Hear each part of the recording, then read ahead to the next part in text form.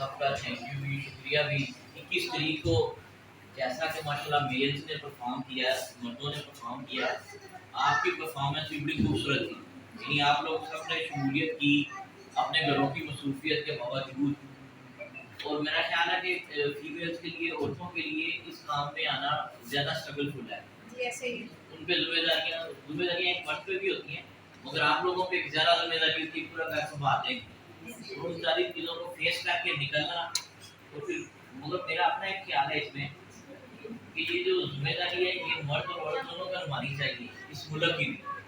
اور یہ کوئی لکھا تو کہیں نہیں ہوا کہ صرف مرد نے ہی حکومت کرنی ہے، ہمارے ملک میں بھی عورتوں کی حکومت رہی ہے، بےنتی خبر رہی ہے نا وغیرہ۔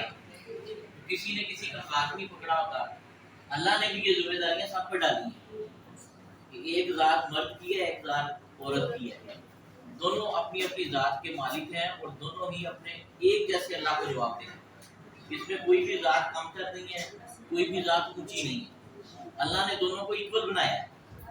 باقی ذمہ داریاں ضرور تقسیم کی ہیں کہ فیمیل نے گھر چلانا ہوتا ہے، مرد نے، یہ ذمہ داریوں کی تقسیم ہے تھوڑی آگے، مگر اس میں بھی یہ باؤنڈری نہیں لگا دی کہ یہ فیمیل باہر نکل کے ڈاکٹر نہیں بن سکتی، انجینئر نہیں بن سکتی، آرمی کی ہیڈ نہیں بن سکتی، ملک کو نہیں چلا سکتی۔ یہ کہیں پہ کوئی رکاوٹ